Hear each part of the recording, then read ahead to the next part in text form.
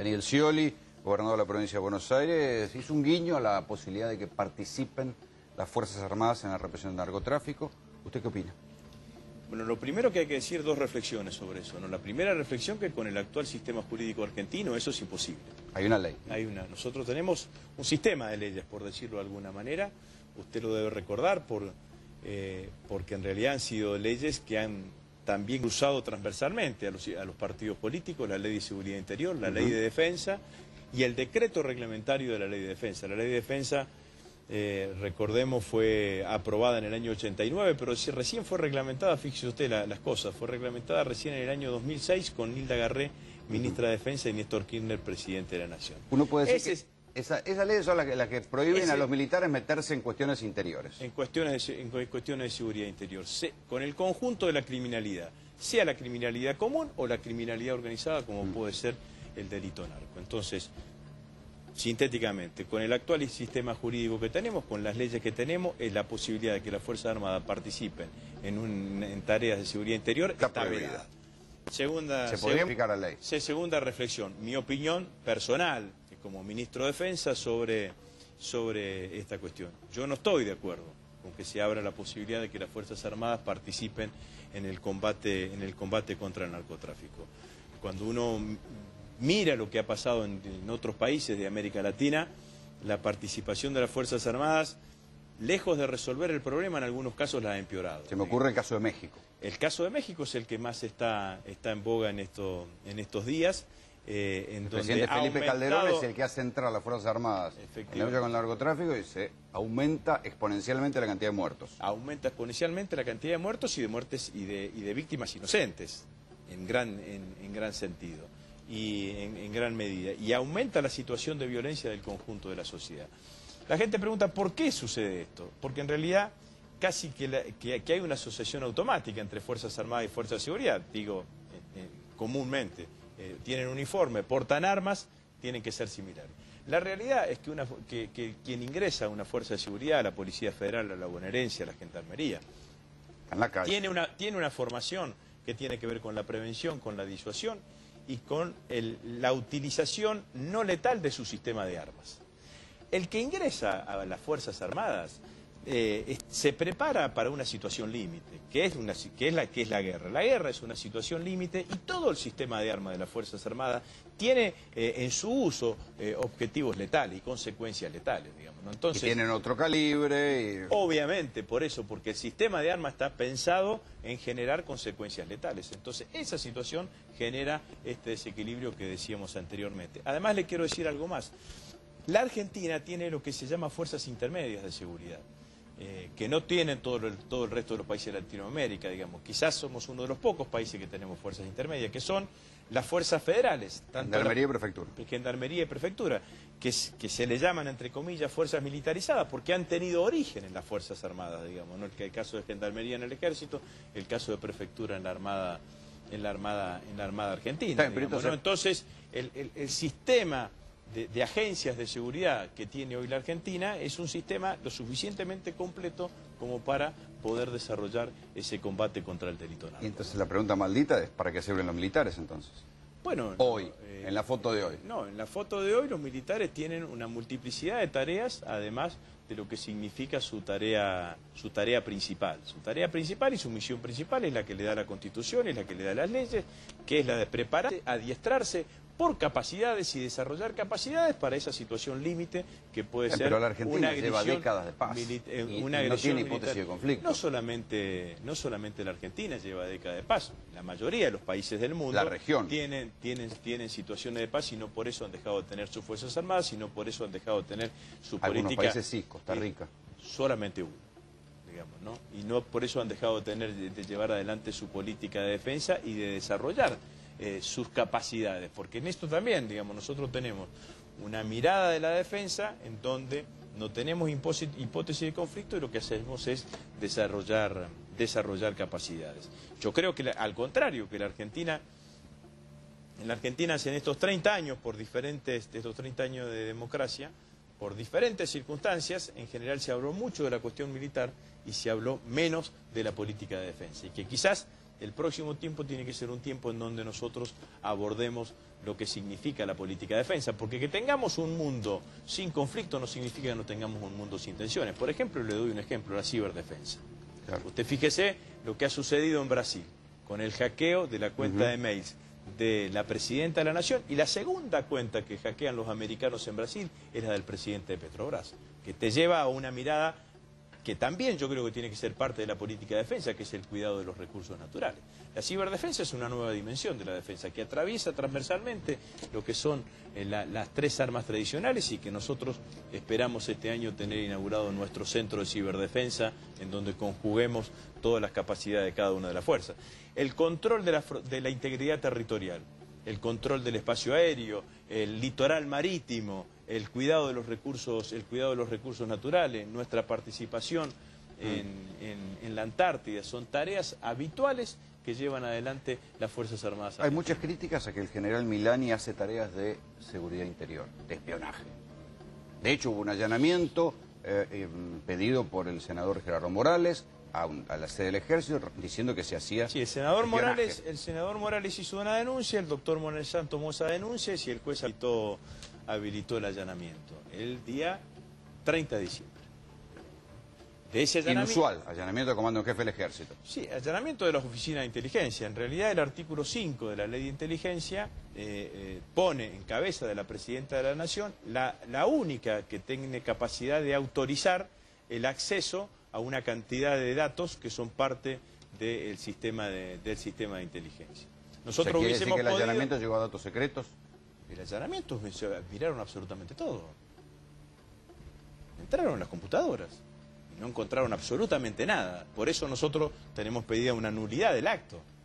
Pero, ¿qué pasaba si...? ¿Que no encontraron nada? ¿Que no encontraron ningún valioso o no encontraron que estuvieran espiando? No encontraron ningún dato que tuviese que ver con el motivo por el cual fue decretado sí, que lo estaban siguiendo a Morales. Claro, no encontraron absolutamente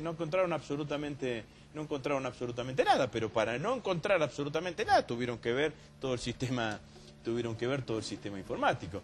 Ahora, ¿qué pasaba si yo como ministro de Defensa ese día, 30 de diciembre, decía no, voy a pedir la nulidad de la medida amparándome en el artículo 5 de la ley de Defensa Nacional? Bueno, no me parecía que se hubiese generado un escándalo que algunos habrán estado buscando. Lo que hicimos fue poner a disposición toda la estructura del Ministerio de Defensa para que se pudiese hacer un allanamiento de 4 horas y no encontraron absolutamente... ¿Y el general Milani? Absolutamente. ¿Por qué estaba ahí presente? No, pero ¿por qué hay tanta discusión sobre que con Milani vuelve el Ejército que investiga a los ciudadanos? Pero ¿cómo va a ser eso?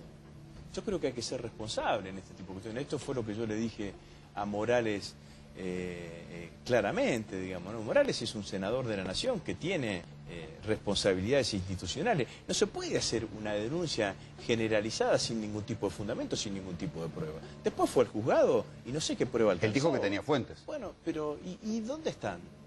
¿Y dónde están? No, fuentes tenemos nosotros los periodistas. Bueno, pero ¿dónde están las pruebas que puedan llevar a una afirmación de esas características? La verdad es que me parece que... Porque esa semana, ¿cómo empezó? Yo me acuerdo. Se aprueba el ascenso de los pliegos.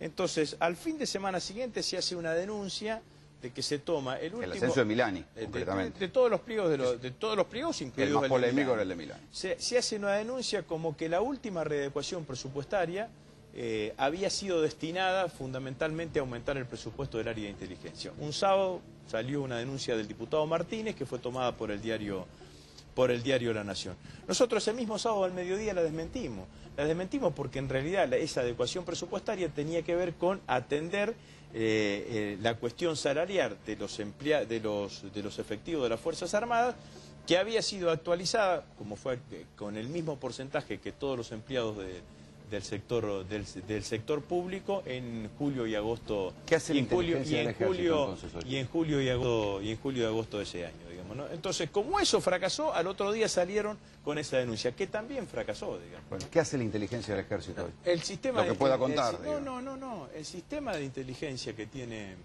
el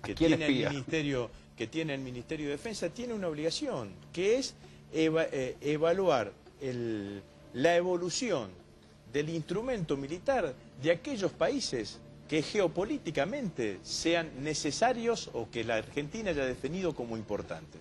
No solamente su instrumento, Inglaterra, por ejemplo. No solamente su instrumento militar, sino los desarrollos científicos y tecnológicos que puedan tener incidencia en el desarrollo de ese instrumento militar. Eso es lo que hace la inteligencia en términos generales de la en el Ministerio de Defensa, de cada una de las fuerzas. Y obviamente también desarrolla la capacidad de inteligencia, digamos, ¿no? Porque usted sabe que en la hipótesis de una guerra, quien conduce la operación tiene que tener la logística y la inteligencia, que le da la información para que su instrumento logístico sea lo mejor utilizado. Eso ha pasado siempre desde San Martín en adelante, digamos, ¿no? Pero lo que hace la inteligencia en la Argentina, la inteligencia que depende del Ministerio de Defensa, es fundamentalmente eso. Le pongo una situación de nuevo tipo, porque estamos hablando de conflictos de nuevo tipo. En Bolivia crece el narcotráfico va a modificar la situación de la frontera. Está modificando la situación de la frontera norte. Ustedes tienen un grado de participación en Escudo Norte, tienen participación en los radares, por donde pasan las avionetas. ¿Cómo se establece el límite entre qué es seguridad interior y qué es defensa nacional? Voy a tratar de explicárselo sintéticamente con el sistema de radares y después con lo que hacemos con la vigilancia y control de lo que significa la frontera terrestre y la frontera fluvial. La Fuerza Aérea Argentina opera el sistema de radares aéreos que tenemos en la zona norte de nuestro país. Escaso. Santiago del Estero. Pocos radares. No, yo le voy a contar, después usted diga si es poco o mucho. Tenemos Santiago del Estero, tenemos Posadas y tenemos Resistencia. Hemos instalado antes de finalizar el año el primer radar primario de defensa, RPA, Radar Primario Argentino, fabricado en INVAP, en Las Lomitas, provincia de Formosa, y vamos a tener el segundo RPA instalado en Ingeniero Juárez, provincia de Formosa, en el segundo semestre del año. Además, la Argentina tiene, desde el año 2004, que fue el expresidente Kirchner, decretó y conformó a través de un decreto el SINVICA, Sistema Nacional de Vigilancia y Control Aeroespacial, un sistema de radarización de todo lo que son sus rutas comerciales. La Argentina en el año 2004, Orlando, tenía solamente 4 radares en aeropuertos argentinos: Ezeiza, Mar del Plata, Córdoba y Mendoza. Hoy estamos en rumbo, tenemos 19 instalados y vamos a tener 22 al final del año. ¿Esos radares pueden detectar vuelos ilegales? No. Esos radares son los que detectan los vuelos comerciales, los vuelos comerciales, los vuelos cooperativos, admitido, digamos. Los vuelos cooperativos. El radar de defensa detecta el 100% de los vuelos. Para usted saber cuál es el vuelo ilegal, tiene que tomar el vuelo legal y restarlo, claro, de la totalidad. Entonces para eso necesita el sistema de radares, que también esos 22 radares fueron fabricados por el INVAP, que se llaman RSMA, Radar Secundario Monopulso. ¿Y funcionan todo el día? Monopulso argentino. Funcionan. Porque yo he visto radares que funcionan cuando había nafta. Y después cortaban porque no había combustible. Además lo vi yo en la frontera hace unos años. Además de esto, tenemos 20 radares terrestres que funcionan aleatoriamente, con un mecanismo aleatorio, porque el sistema de radares es un sistema que fundamentalmente busca tener un efecto fuertemente disuasivo. Digamos, ¿no? ¿Está de acuerdo con la ley de derribo? No. Yo creo que eso es abrir la puerta al uso discrecional de la fuerza del Estado sin tener ninguna de las limitaciones que tiene el sistema legal argentino. Han pasado experiencias terribles con el sistema de la ley de derribo. Entre ellas, una experiencia en Perú que mataron a una monja. Porque tiraron abajo una avioneta que llevaba misioneros. Porque el sistema de radar, la ley de derribo, todo el mundo que defiende la ley de derribo dice que tiene un protocolo muy estricto. Las investigaciones que se han hecho es que en la mayoría de las veces que se han actuado, esos protocolos se han cumplido a medias y no en su totalidad, digamos, ¿no? Porque usted no tiene la manera de verificar muchísimas veces el cumplimiento de ese protocolo. Y la acción del derribo implica pena de muerte sin juicio previo, digamos, ¿no? Porque si usted derriba a alguien, se tiene que presuponer que los efectos sobre los ocupantes de ese avioneta son efectos letales, digamos. La verdad que, mire, yo una vez hice una experiencia con la Fuerza Aérea hace unos años y nos dijeron, váyanse en una avioneta ilegal, y nosotros nos jugaron una apuesta y dijeron, en 20 minutos los encontramos, escóndanse donde quieran en el noreste. Entonces nos fuimos con la avioneta y a los 10 minutos teníamos una 4 que se nos puso al lado. El miedo que a uno le da que se le ponga una 4 al lado, digo, cualquiera que no sea un narco, si se le pone semejante bicho al lado, no creo que quiera insistir, digo, o sea, se ve, estaba a la distancia de un auto en una autopista. Sí, o sea, una 4 es un avión caza, digamos. Claro, ¿no? al lado de una avioneta se puso. De los aviones que se tuvieron distingue alta si performance en la guerra de Malvinas, digamos, ¿no? O sea que digo, es como disuasivo, es disuasivo. Bueno, y ese sistema es un sistema que funciona. Nosotros, ¿qué hacemos cuando detectamos un TAI que se denomina en la jerga tránsito aéreo irregular? Informamos inmediatamente a la Fuerza de Seguridad. Digamos, nosotros lo detectamos. Pero hay un festival de pistas y de avionetas clandestinas hoy por hoy. Pero bueno, el sistema está realizado para que funcione de manera fuertemente disuasiva.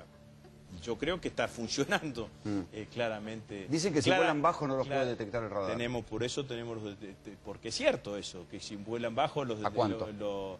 200, 300 metros. Depende de las alturas, digamos. Por eso tenemos en la frontera una cantidad de radares terrestres.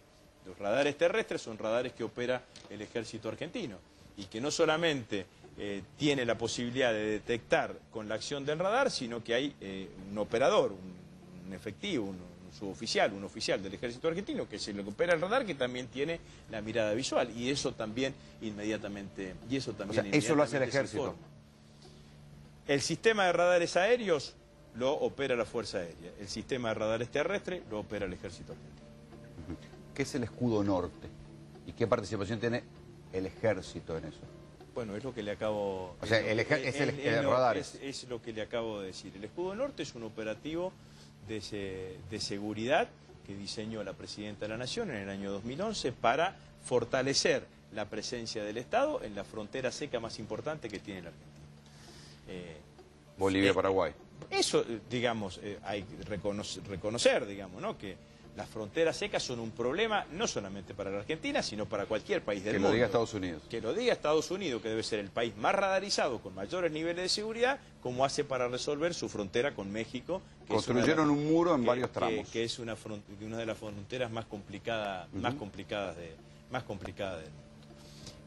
En ese operativo del Escudo Norte, en el artículo 5 de ese decreto, se le instruye al Ministerio de Defensa garantizar todo lo que significa la integridad territorial a partir de la custodia de su frontera aérea y de su frontera terrestre y su frontera fluvial. Nosotros lo hacemos con el sistema de radares que le decía anteriormente y que también con un patrullaje, que es lo que hemos empezado a hacer a partir de septiembre de este año, en general, en toda la frontera noroeste y noroeste, con efectivos del ejército que trabajan de la misma manera que trabaja el radar, por decirlo de alguna manera, digamos, ¿no? Si ven alguna situación anómala, lo que hacen es observan, informan y se retiran del lugar. Informan a la Fuerza de Seguridad para decirle y que sea la Fuerza de Seguridad la que actúe en cuestiones de eso seguridad. es algo que a uno cuando va al norte y ve que es una frontera caliente, peligrosa, con mucha gente que va y viene, con mucho narco... Bueno, pero en general nosotros... dice, ¿por qué no está el ejército? Casi la gendarmería no da abasto. Bueno, el patrullaje que hace el ejército, esta tarea de vigilancia y control, lo hacemos por los lugares no transitados.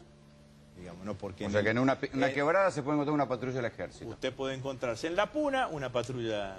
Pero no van a tirar. Una patrulla del ejército. No hacemos absolutamente nada que tenga que ver con cuestiones de seguridad interior. En aquellos lugares donde hay mayor tránsito que pudiese existir de personas, de vehículos, mayor contacto, por decirlo de alguna manera, la que sigue trabajando es la Gendarmería. Y nosotros lo que hacemos es trabajar en forma coordinada con Gendarmería. ¿Qué pasa con la Armada en ese sentido? O sea, ¿la Armada tiene esa misma imposibilidad de tirar en el mar?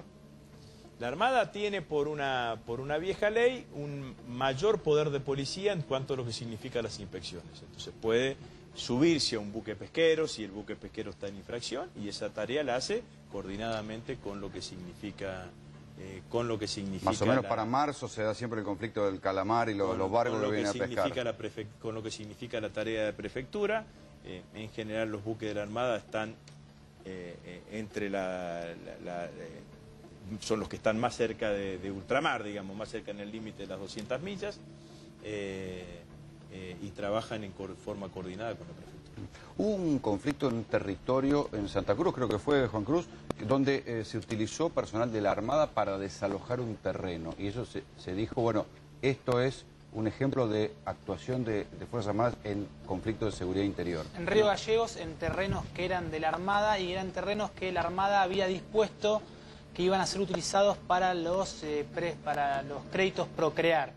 Ese terreno se loteó, es terreno del Estado Nacional, y fueron usurpados por personas que querían tener esos terrenos sin la debido concurso del Estado, y cuando se genera situación aparecen fuerzas de seguridad, tanto como la Armada, como el propio Ejército, incluso fue el propio Sergio Berni ahí mismo a comandar ese desalojo que sí efectivamente estuvieron protagonizados por parte del Ejército. ¿Cómo fue eso? Lo que hicimos allí fue generar una custodia sobre el terreno que era parte de la Armada, que es parte de la Armada Argentina. En la parte no intrusada, lo que hicimos fue poner efectivos de las Fuerzas Armadas para que la situación, para controlar o para custodiar un terreno que era propiedad de la Armada Argentina, digamos, era parte de lo que significa la propiedad del Ministerio de Defensa o de la Armada Argentina. No participamos, ni estuvimos en la zona intrusada, ni hicimos ninguna otra acción que nos significase trasladar desde el regimiento, que en general la mayoría fueron efectivos del Ejército, para posicionarse en ese lugar. Toda la acción de desalojo la llevó adelante la Fuerza de Seguridad sin participación de las Fuerzas Armadas. ¿Cuál es su postura respecto de la designación de Milani y de las acusaciones que hubo en el Congreso sobre su actuación durante la dictadura? Mire, Milani fue subjefe del Ejército durante 4 años. Lo natural era que cuando usted produce el desplazamiento de los jefes de cada una de las fuerzas, la primera mirada tenga que ver con el segundo de la fuerza, digamos, ¿no? Pero se armó bruto quilombo, para decirlo mal y pronto. Bueno. Entonces, la decisión de la Presidenta de la Nación, nuestra decisión fue tomar, que en dos de los casos, que tanto sea en el Ejército como en la Armada Argentina, proponer a los que estaban de segundos jefes como jefes de la fuerza. En el caso de Milani, hacía 4 años que venía siendo segundo jefe de la fuerza. La Presidenta envía el pliego mediados de años al Congreso de la Nación. En ese momento se genera todo un debate, a nuestro criterio fuertemente politizado por el inicio de la campaña electoral. La Presidenta decide suspender el tratamiento y le pide al presidente del bloque de senadores que no avance con el tratamiento, y decide que se va a tratar sobre el final del año, cuando se trate la totalidad de los ascensos que habitualmente, anualmente se dan en cada una de las fuerzas. En el medio aparecen 2 situaciones, una en el Juzgado Federal de Tucumán y otra en el Juzgado Federal de Catamarca, que mencionan a Milani. En las dos situaciones nosotros impulsamos, y Milani estuvo absolutamente de acuerdo, que se presentó voluntariamente en cada uno de los juzgados, quedó a disposición de la justicia, presentó su descargo en forma escrita, y desde ese momento hasta el día de hoy no ha habido ninguna modificación en la cuestión procesal de Milani, y nosotros insistimos con el pliego por la totalidad de las razones que teníamos en el momento que decidimos absolutamente el ascenso. Se caen algunos aviones, se hunde alguna fragata de vez en cuando. ¿Están desinvertidas las Fuerzas Armadas? ¿Les falta equipamiento? ¿Se las ha tan envejecidas?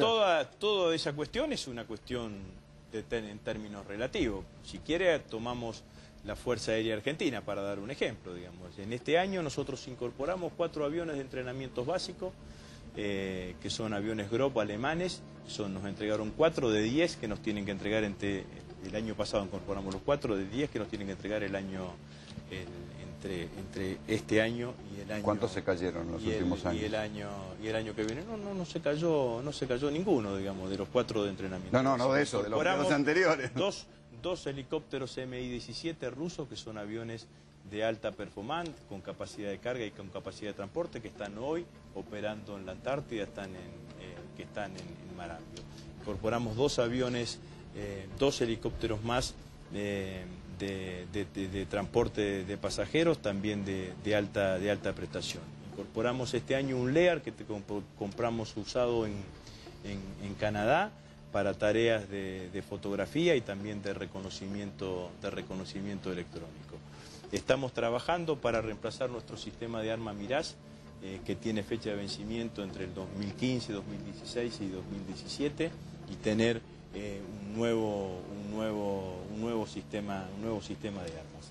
En FADEA estamos trabajando con el Pampa 3. El Pampa 3 es un avión fabricado íntegramente en Argentina, que se va a fabricar por primera vez en serie. Los Pampa 1 y Pampa 2 fueron modelos... Pero cuando uno mira el desarrollo de Brasil nos sacó varios cuerpos.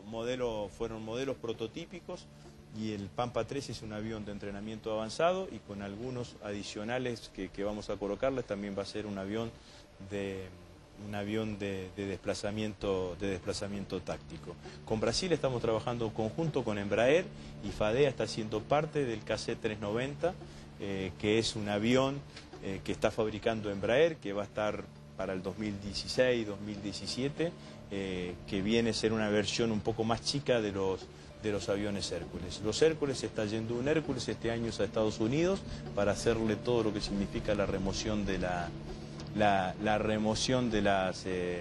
obsolescencias. Así que estamos trabajando. Hemos firmado un convenio con Astilleros Río Santiago, que depende de la provincia de Buenos Aires, Tandanori y el Ministerio de Defensa, por lo cual este año tenemos que empezar la ejecución de 4 remolcadores chicos, 2 remolcadores grandes, 2 buques multipropósito Aviso y 3 lanchas de entrenamiento.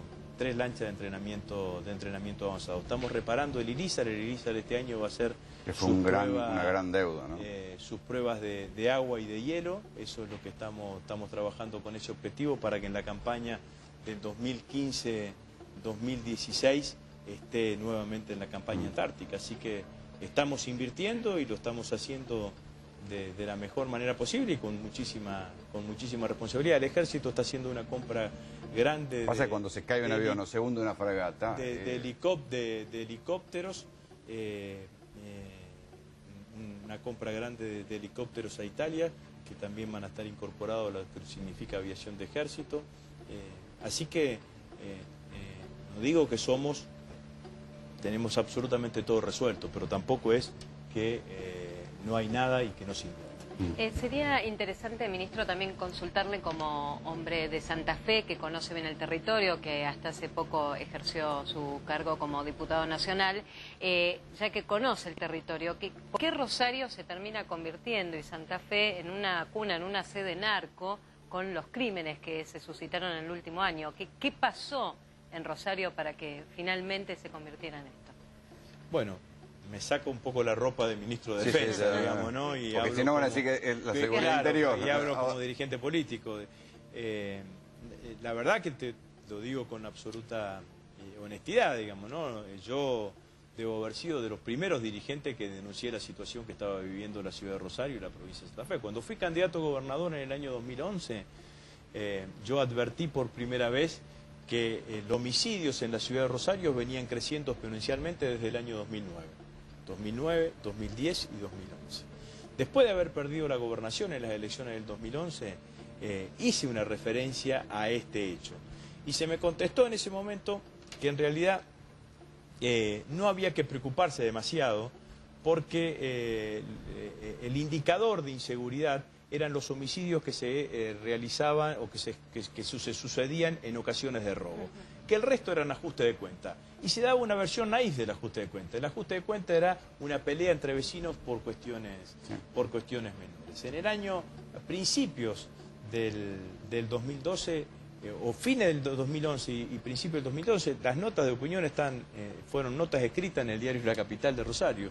Yo dije que esa versión no era correcta y que en realidad lo que estaba pasando en Rosario era una pelea entre bandas que se disputaban territorios y negocios delictivos, fundamentalmente ligado a la cuestión... Y esto estalla con la detención del jefe de policía. Y la cuestión narco, digamos, ¿no? Cuando se sucede la detención del jefe de policía, a mí me empieza a cerrar todo el esquema, porque Tognoli no era solamente el jefe de policía.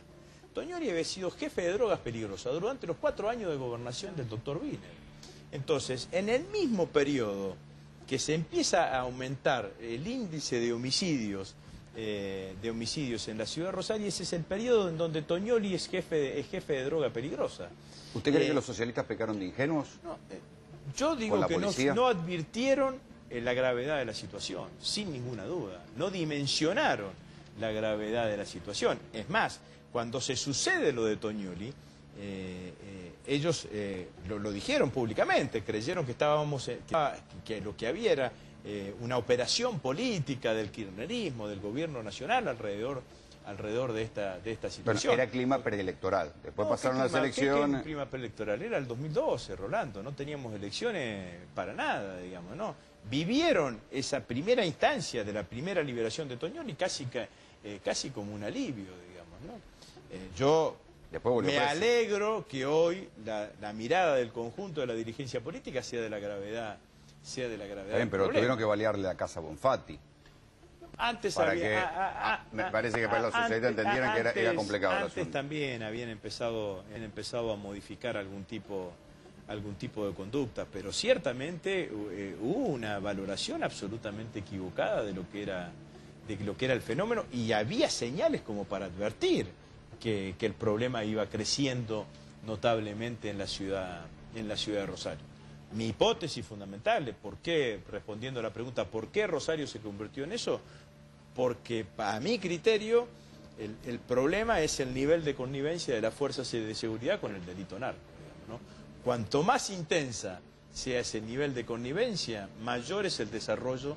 Pero en Rosario se llegó a niveles extraños, donde, incluso comparado con el conurbano, se mataban en plena calle. Bueno, pero esto quiero decir, digamos, fue un grave error del gobierno haber puesto el jefe de drogas peligrosas como jefe de la policía de la provincia. El último jefe de drogas peligrosas que fue jefe de la policía de la provincia en la provincia de Buenos Aires fue Klotzik. Así no fue. Así fue. Entonces, eso fue un error gravísimo del gobierno, y no haber advertido la problemática que se venía, y bueno, ahora estamos como estamos. Ministro, muchas gracias por venir. Muchísimas gracias a ustedes. Nosotros nos vamos a la pausa en tercera posición. Cuando volvamos les vamos a contar una investigación que muestra cómo en México la DEA pactó con los narcos mexicanos, y esto derivó en un crecimiento inaudito del poderoso cartel de Sinaloa.